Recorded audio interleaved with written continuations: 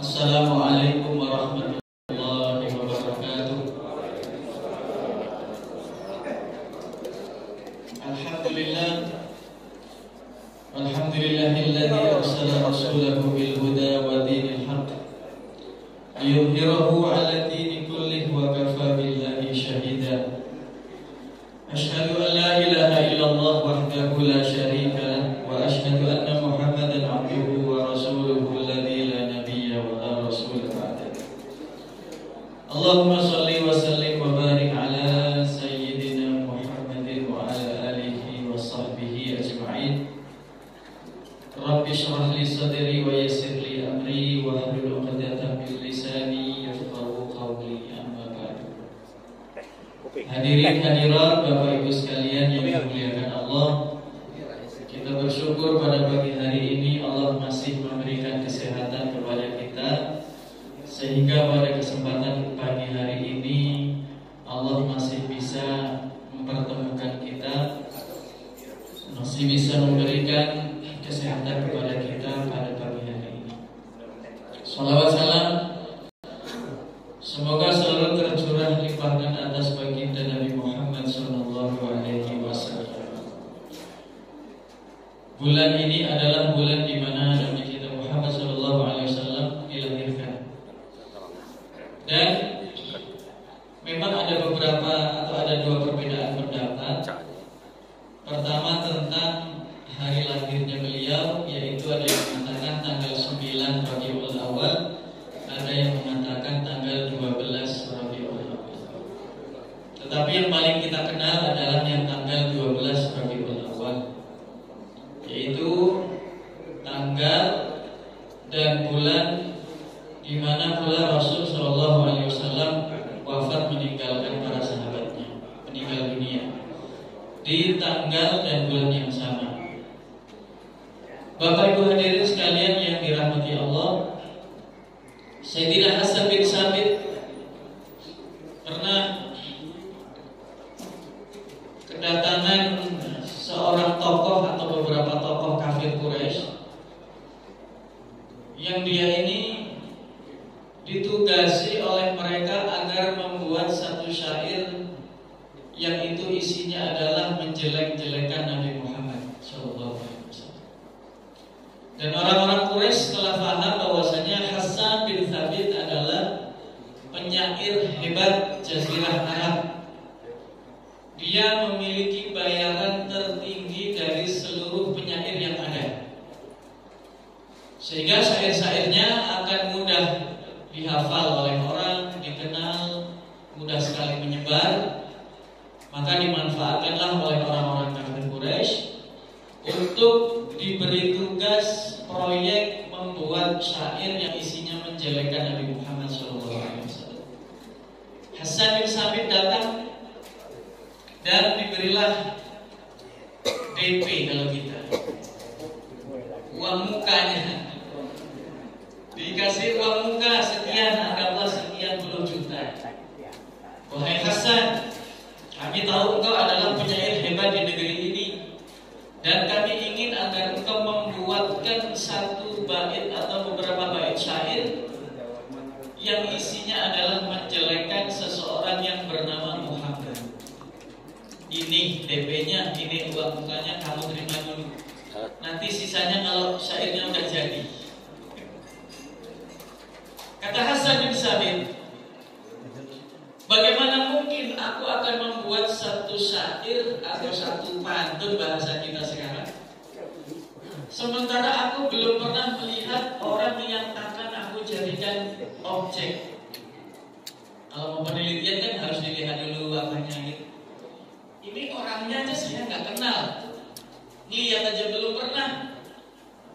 Maka tunjukkan di mana orang itu agar aku bisa lebih maksimal lagi di dalam membuat syair itu sesuai dengan yang kalian inginkan. Sebentar lagi dia akan lewat sini, atau sebentar lagi dia akan menuju sebuah tempat di mana disitulah dia akan selalu berada di situ. Hasan bin Sabit menunggu beberapa saat, lalu nampaklah dari kejauhan sosok laki-laki dan dari postur tubuhnya ini nggak bisa dicela ini kalau postur seperti ini. Didekatilah oleh Hasan bin Sabit.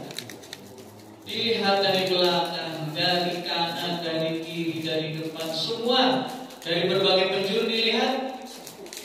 Dia tidak mampu menuliskan sesuatu apapun di dalam, kalau kita sekarang, kertasnya. Apa yang bisa saya tulis untuk merendahkan orang seindah ini? Kata Hasan bin Sabit, itu orang kafir, Bapak Ibu sekalian, non muslim, melihat sosok Rasul aja bisa begitu. Apalagi kita, harusnya lebih dari itu.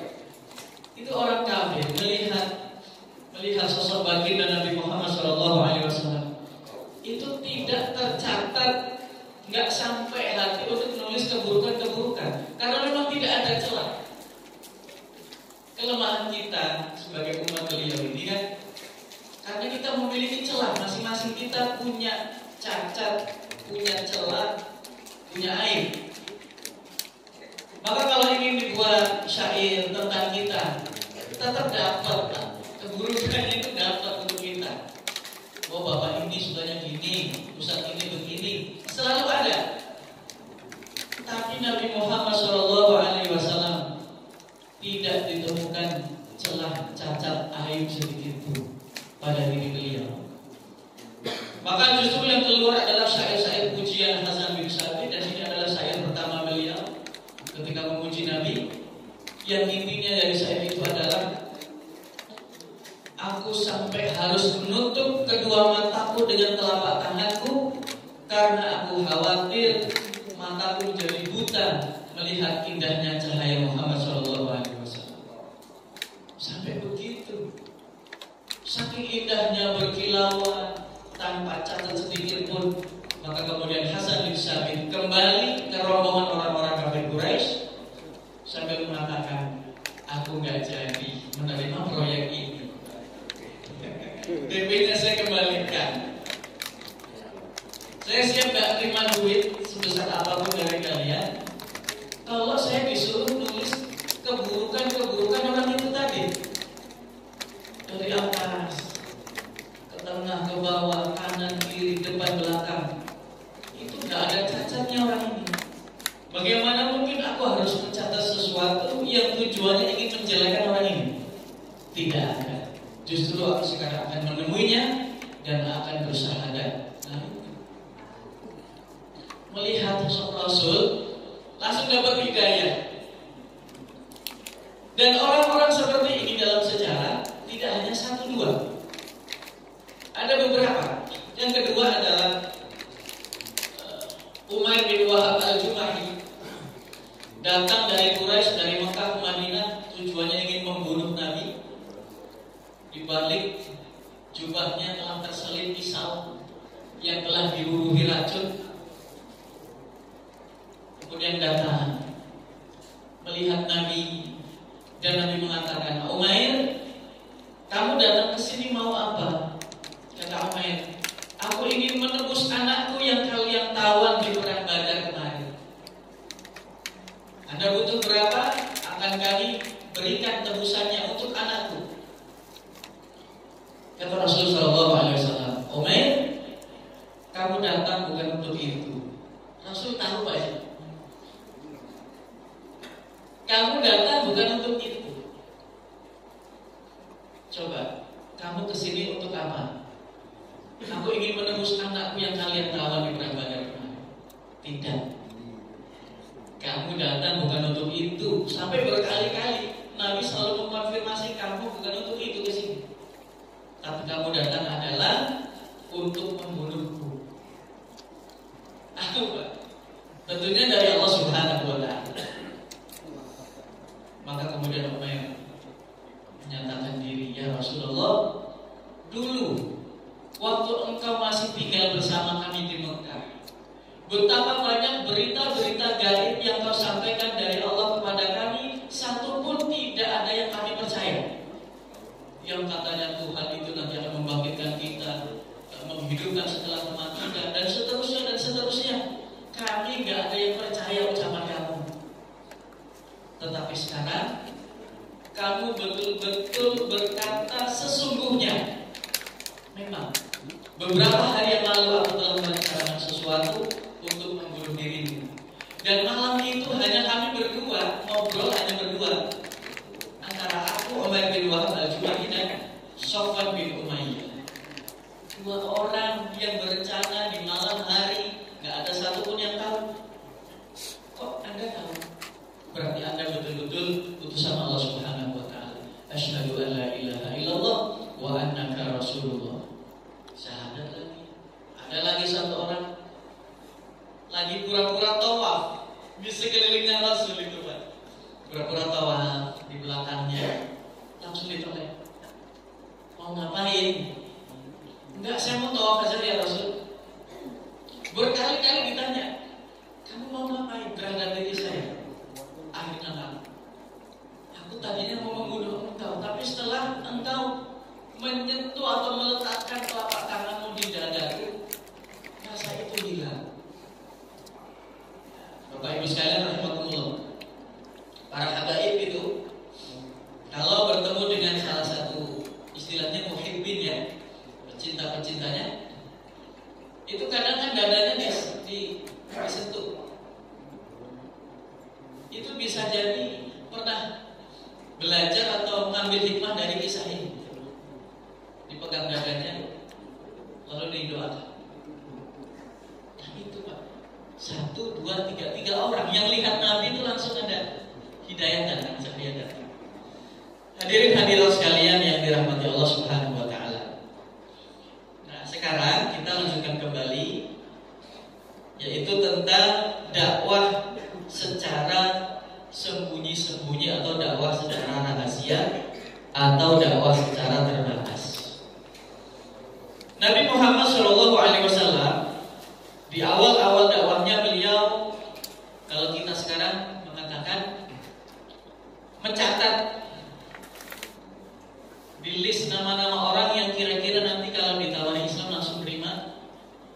Dan orang berikutnya, lapis kedua, orang-orang yang kalau ditawari Islam menolak tapi halus. Di bawahnya lagi orang-orang yang kalau ditawari Islam menolak secara kasar dan melawan. Jadi ada tingkatan. Pelajaran bagi kita, kalau kita ingin mengajak sesuatu atau mengajak kebaikan, itu kita perlu melihat dulu latar belakang orang tersebut. Sekarang ini kan banyak sekali Bapak Ibu sekalian penceramah, ustaz, kiai, habaib. Nah, kalau kita ingin mengajak teman kita dalam satu majelis besar, misalkan pengajian-pengajian yang jauh, kita harusnya terlatih untuk menyaring teman kita. Misalkan Bapak ini senangnya kajian Ustaz Abdul Somad, misalkan. Sebentar lagi ada pengajian Abdul Somad di Belitung, misalkan begitu.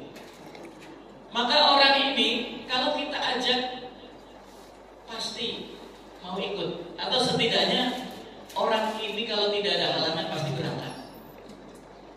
Tapi teman kita ada yang tidak suka dengan Ustaz Abdul Somad.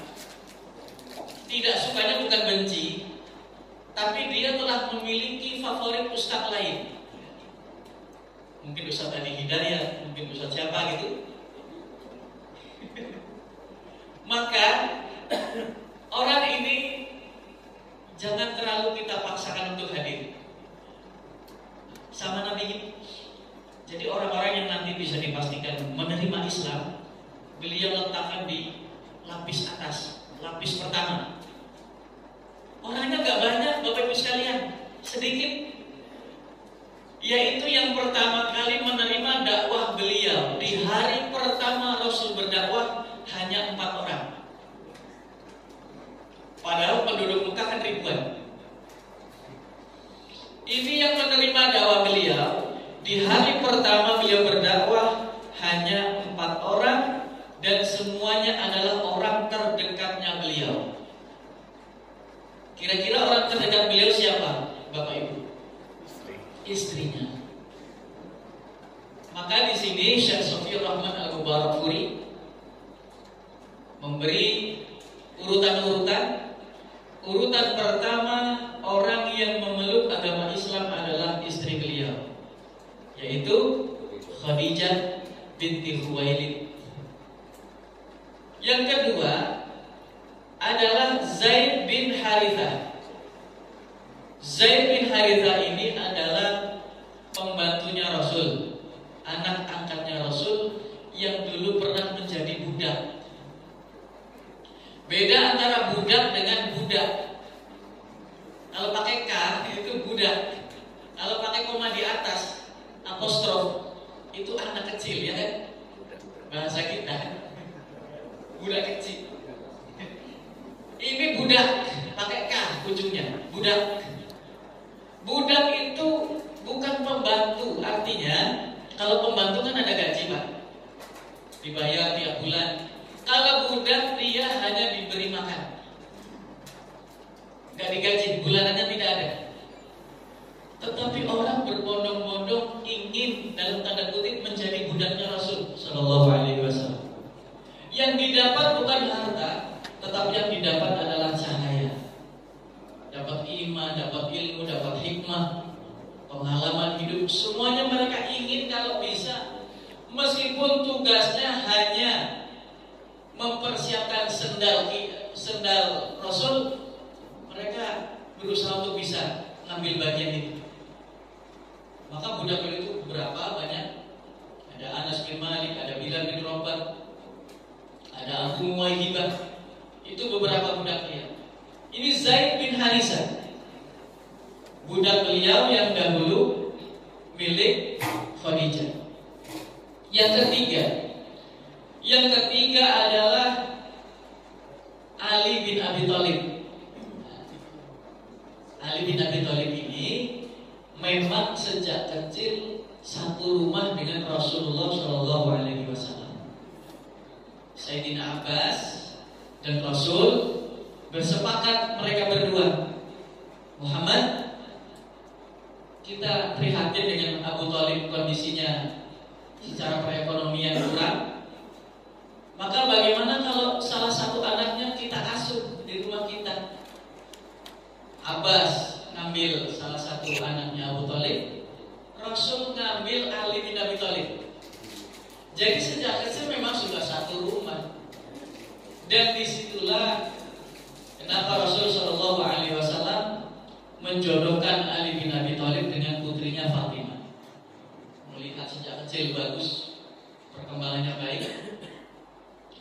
Nah, yang keempat, kira-kira siapa yang keempat? Abu Bakar As-Siddiq. Abu Bakar As-Siddiq adalah kawan karib Nabi. Bahasa Arab sama bahasa Indonesia hampir sama, ya. Karib itu kan dekat, ya. Besti. Bahasa Arabnya dekat itu qarib. Iya. Kawan karib, kawan qarib. Qaribul mujibud da'wat wa yaqab yalah aja. Dekat. Qarib. Di bahasa Indonesia juga hampir sama, di karib, sahabat dekat. Nah, pagi hari ini Bapak Ibu sekalian, kita akan membicarakan 4 orang ini. Ringkasan-ringkasannya. As-sabiqun al-awwalun. Orang-orang yang berlomba-lomba mengejar Islam agar tidak disusul oleh yang lain. As-sabiq itu orang yang berlomba. Al-awwalun agar menjadi yang terdepan. Harusnya kita juga begitu. Kalau ada kebaikan-kebaikan, kita yang menjadi terdepan. Kita tidak ingin didahului oleh orang lain. Kebaikan di depan, kebaikan di depan. Pertama adalah Khadijah binti Khuwailid. Beliau dikenal sebagai wanita suci, gadis Mekah. Beliau adalah orang yang ketika menikah dengan Rasul Shallallahu Alaihi Wasallam menjadi pendamping Rasul Shallallahu Alaihi Wasallam semasa hidup beliau. Hartanya sudah diserahkan secara total kepada suaminya. Wahai suamiku, ini harta ada sekian, silakan kamu gunakan untuk dakwahmu dan seterusnya. Dan kita sebagai umat beliau, tentunya masing-masing kita mengharapkan posisi seperti ini. usia masih 25, sudah mapan secara ekonomi, secara kedudukan sudah dapat jabatan, kehormatan, anak istri sudah ada semua. Dari usia 25 ini sampai usia 40, Nabi sudah meraih semua itu.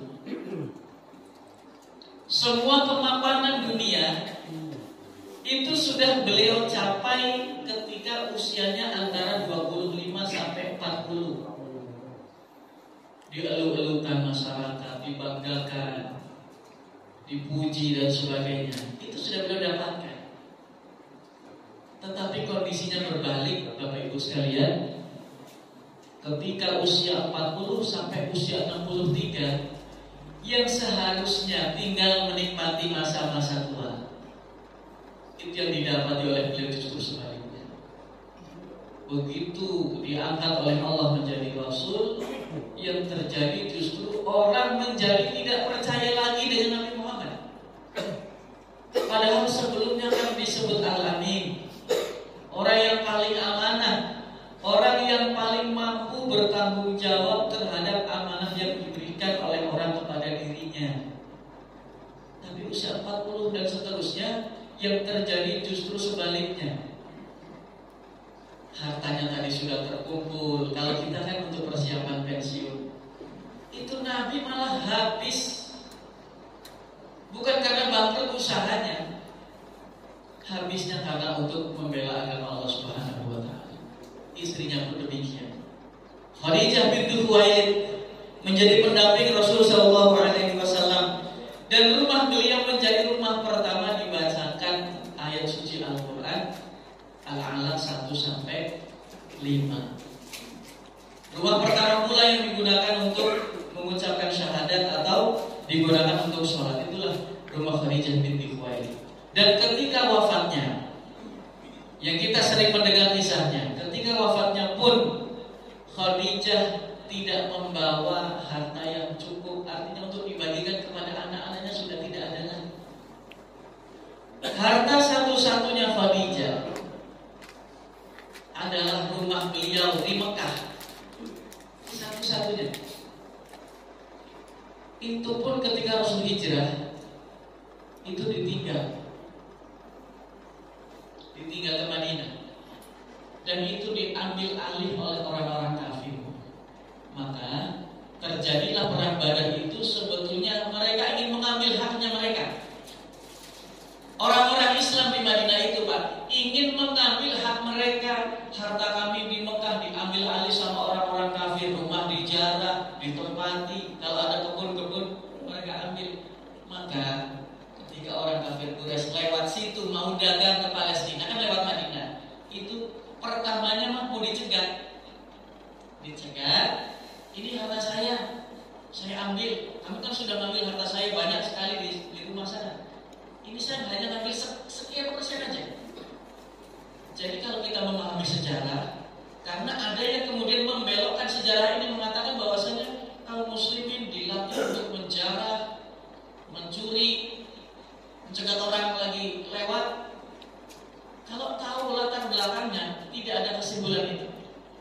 Kesimpulannya adalah ketika orang-orang kaum muslimin pindah ke Madinah, kan tidak membawa apa-apa, hanya pakaian yang menempel di tubuhnya. Bawa duit tidak, bawa harta tidak, apalagi bawa rumah, nggak mungkin. Maka mereka ke Madinah itu tanpa membawa apapun.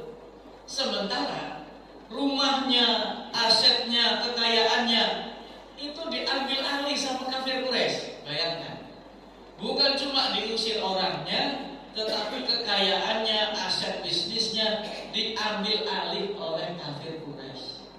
Maka sangat wajar kalau ada kafilah dagang Quraisy lewat Madinah, diambil sebagiannya, itu hak mereka.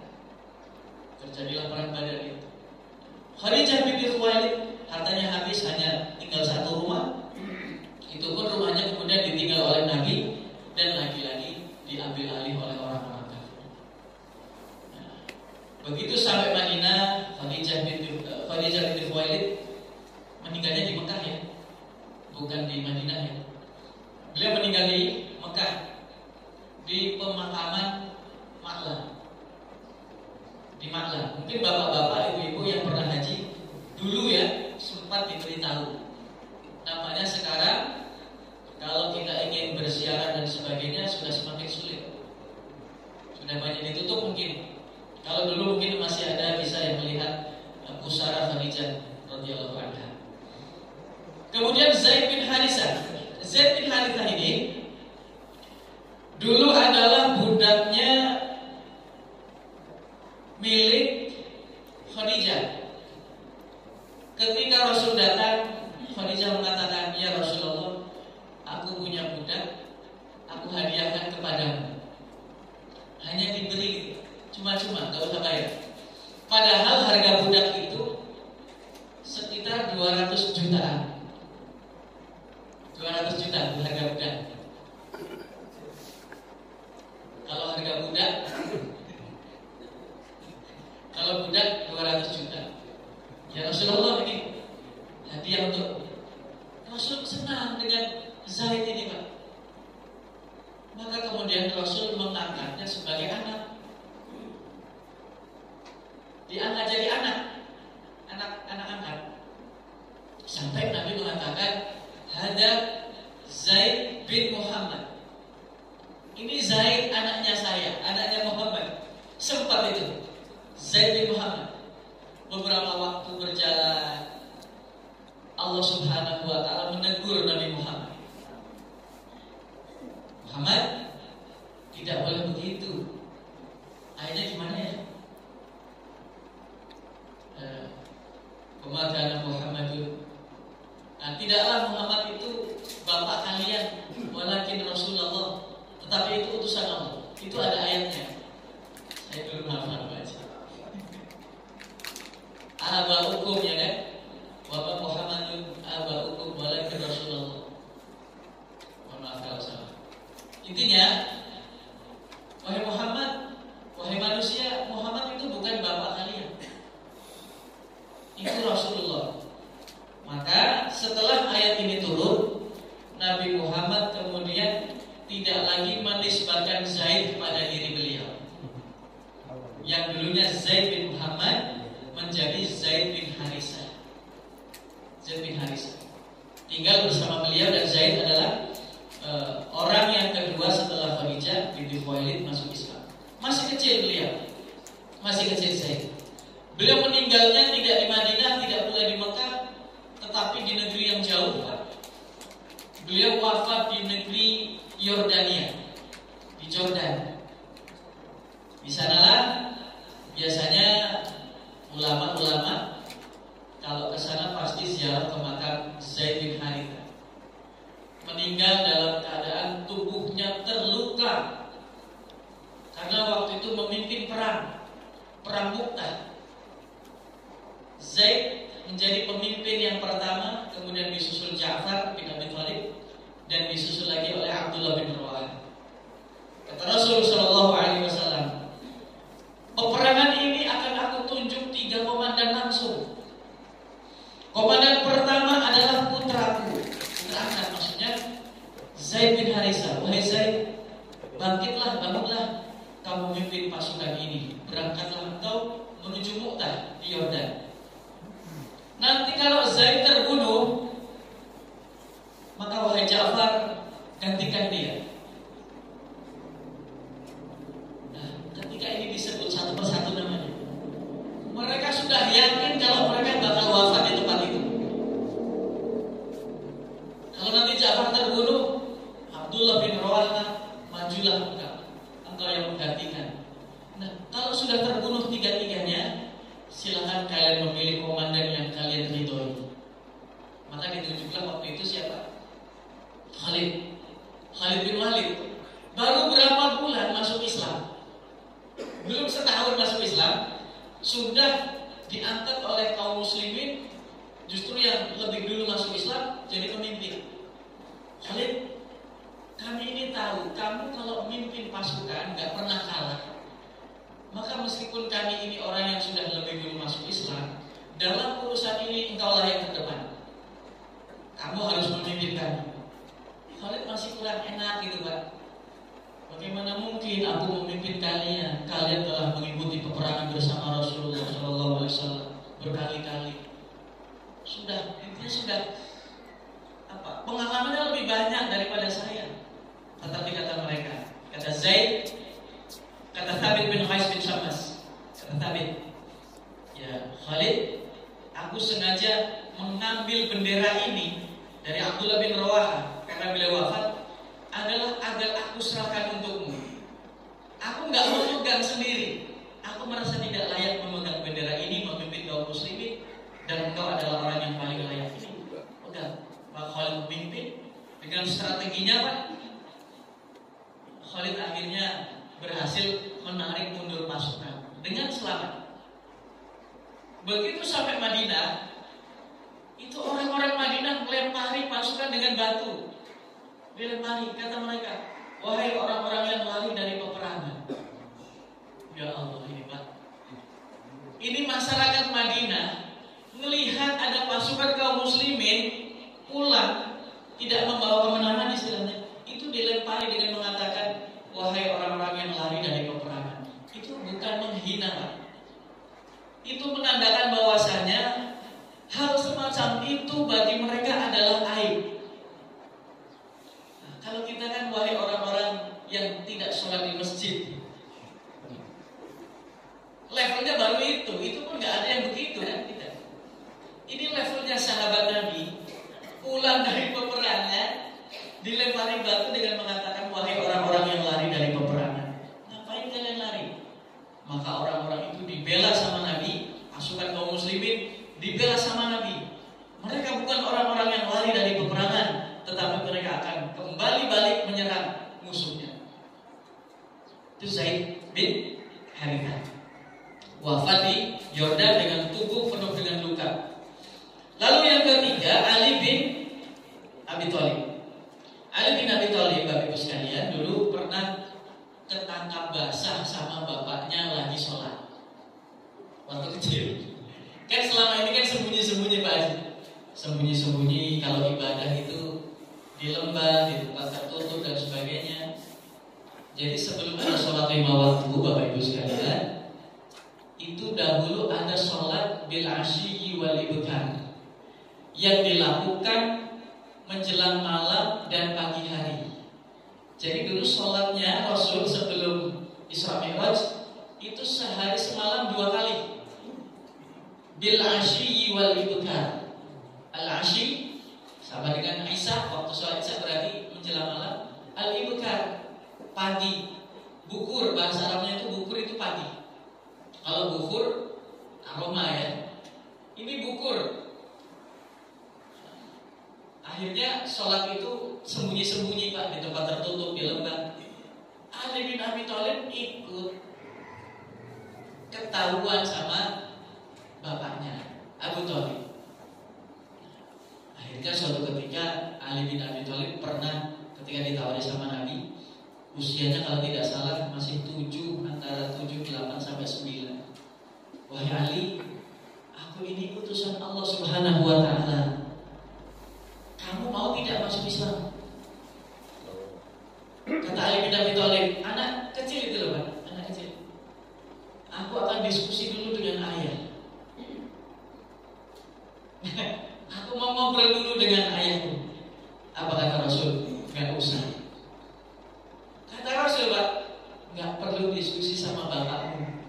Kenapa bisa begitu? Rasul tahu karakter Abu Thalib. Dia tidak masuk list yang pertama tadi. Dia masuk daftar yang kedua atau yang ketiga. Kalau ditawari pun gak akan mau.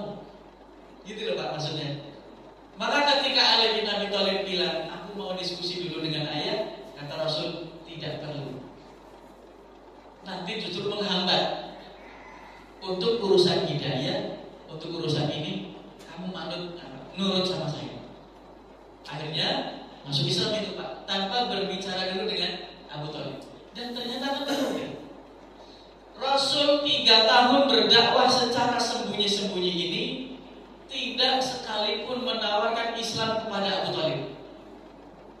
Padahal kan yang ngasuh selama ini kan Pak, yang selama ini membackup dakwahnya, yang selama ini membantu pernikahannya dan sebagainya. Itu kan Abu Thalib. Tapi tidak pernah ditawari Islam di tahun-tahun pertama, 3 tahun pertama, nggak pernah Abu Thalib bersyahadat, nggak pernah. Karena Nabi tahu, dan disinilah Pak kejelian seorang Rasul. Beliau ini memiliki kecerdasan tingkat tinggi, sehingga beliau paling pandai membaca karakter sosial masyarakat. Kalau kita kan masih terabas-terabas saja, apalagi saya.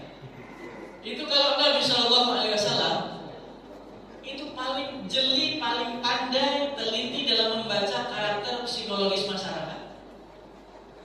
Abu Bakar As-Siddiq, orang ini kalau ditawari Islam pasti langsung mau. Ali bin Abi Thalib, Khadijah binti Khuwailid dan Zaid bin Harisah, orang-orang ini pasti mau. Maka ketika ayah mengatakan, aku ngobrol dulu sama ayah, nggak usah, kamu harus untuk urusan ini menurut sama saya. Akhirnya masuk Islam. Dan ini Pak menjadi orang Islam pertama yang usianya masih sangat muda. Masih berapa ya? 7? Ya, antara 7 sampai 9. Kalau Zaid sudah agak dewasa beliau. Nah, yang keempat, Abu Bakar As-Siddiq radhiyallahu anhu. Abu Bakar As-Siddiq ini Pak, beliau ini bukan hanya bisnismen biasa, tetapi beliau adalah konsultan bisnis.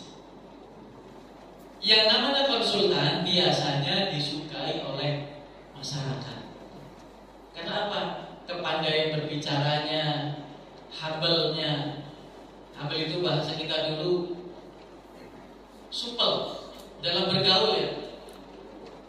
Itu Abu Bakar lah orangnya. Dia tidak hanya disenangi oleh masyarakat lapisan bawah, tetapi dia juga disukai masyarakat lapisan atas. Kenapa bisa begitu? Ada 2 kelebihan beliau. Pertama, beliau adalah mentor bisnis, konsultan bisnis. Pastilah teman-temannya orang-orang kaya, ya kan? Nah kemudian kenapa orang miskin juga ikut suka sama beliau? Karena beliau memiliki kelebihan yang kedua. Abu Bakar As-Siddiq memiliki royal bahasa kita, dermawan. Beliau sangat dermawan kepada orang miskin. Orang dermawan Pak, di mana-mana disukai orang. Orang dermawan tuh disukai orang-orang. Anak kecil suka, semuanya suka. Ya Pak Haji ya. Di sini ada nggak yang namanya Pak Dermawan? Ada. Hah? Ada beneran? Itu Pak, disukai orang tuh, orang yang dermawan itu. Lapisan atas karena memang teman bisnis dan mereka membutuhkan konsultasi sama Abu Bakar. Lapisan bawah mereka cinta sama Abu Bakar karena Abu Bakar rajin memberi kepada mereka. Kurang apa Abu Bakar As-Siddiq? Belum lagi orangnya itu lembut Pak, kelembutannya. Tetapi kembali kelembutannya adalah memiliki ketegasan. Ini pernah terjadi waktu ada orang-orang Islam yang menolak bayar zakat. Dulu pernah Pak, ada orang Islam nggak mau bayar zakat. Kami mau sholat, mau begini, tapi zakat kami nggak mau. Apa kata Abu Bakar? Kalau kata Sayyidina Umar, maafkan saja. Kata Sayyidina Umar, maafin aja. Mereka kan hatinya masih berbolak-balik. Kata Abu Bakar As-Siddiq, aku akan tetap menuntut dari mereka apa yang dahulu pernah dilakukan dari mereka kepada Rasul. Sekarang Rasul sudah wafat, enak saja mereka tak membayar zakat.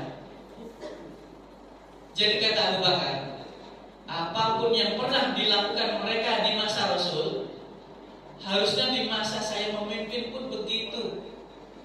Masa Rasul wafat zakat gak jadi dilanjutkan? Pokoknya kalaupun ada seutas tali yang dahulu pernah mereka serahkan kepada Rasul, sekarang kok tidak mereka serahkan, akan aku ambil seutas tali itu.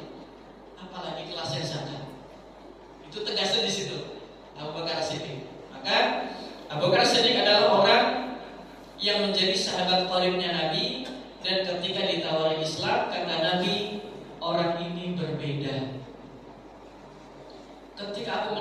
Islam kepada yang lain, mereka masih menunda, masih berpikir, masih mengajak diskusi, bertanya ini, bertanya itu. Tetapi Abu Bakar Siddiq begitu ditawari Islam oleh Nabi, langsung mengatakan siap. Itulah disebut as-siddiq, salah satunya karena apapun yang itu dikeluarkan oleh lisannya Nabi Muhammad SAW akan dia percayai. Kisah paling ekstrim kan tentang warna dinding ya. Warna dinding, kata Abu Bakar Siddiq, ya Rasulullah, dinding ini berwarna putih. Kata Rasul, Abu Bakar, yang aku lihat dinding itu berwarna hijau. Apa kata Abu Bakar? Betul ya Rasul, pandangan matamu lebih tepat daripada pandangan mataku. Padahal itu kan sebetulnya ya putih dinding itu.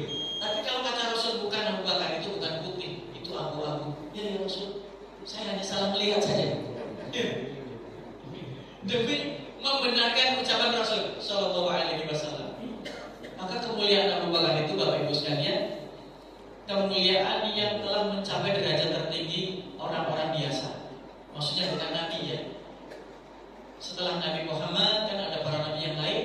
Orang biasa yang paling derajatnya tinggi adalah Abu Bakar Siddiq.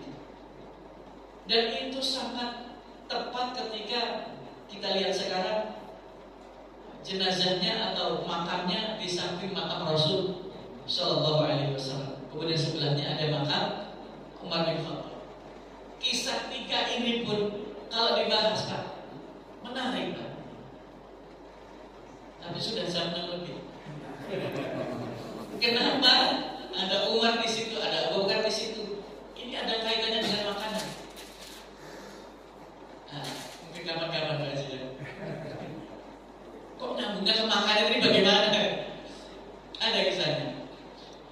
Nah, barangkali itu yang bisa saya sampaikan.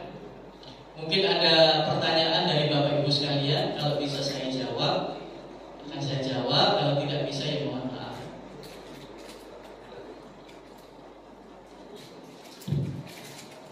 Ada tawaran anak-anak ini, nah yang kisah orang diceritakan tadi ya, kenapa orang tiga ini?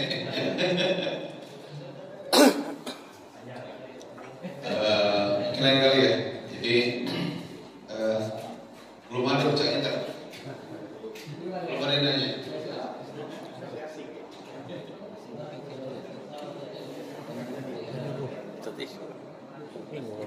Baik, supaya tidak penasaran, saya sampaikan. Dulu Sayyidina Umar pernah dihidangkan makanan di hadapannya ketika dua sahabatnya sudah wafat. Rasul dan Abu Bakar sudah wafat lebih dulu menghadap Allah Subhanahu wa taala. Sayyidina Umar kan memimpin kaum muslimin sekitar 10 tahun. Sekitar itu. Dan beliau waktu itu menjadi pemimpin yang paling banyak menaklukkan negeri-negeri. Sampai Azerbaijan, yang kemarin perang Ukraina, udah sampai daerah situ. Sayyidina Umar dan pasukannya. Suatu hari beliau ini dihidangkan berbagai macam makanan yang lezat, minuman yang nikmat oleh sahabat yang lain. Maka kata Sayyidina Umar, aku tidak berani menyentuhnya, apalagi memakannya. Kata sahabat ini, ada apa wahai khalifah? Ya Amirul Mukminin, ini makanan halal, bukan hasil mencuri dan sebagainya. Kenapa Anda tidak memakannya? Apa kata Sayyidina Umar? Dua sahabatku yang lebih dahulu meninggalkan aku, dan mereka berdua lebih mulia dariku. Selama hidup mereka belum pernah mencicipi makanan seindah ini, senikmat ini. Dan kalau aku menyentuhnya, memakannya, aku khawatir tidak bisa menyusul derajat mereka di sisi Allah Subhanahu wa taala. Itu gara-gara itu, Pak. Jadi ingin mengejar ketertinggalan bukan dengan amal-amal yang remeh, tapi amal-amal yang berat menurut saya. Ini berat Pak, makanan halal apa yang dimakan.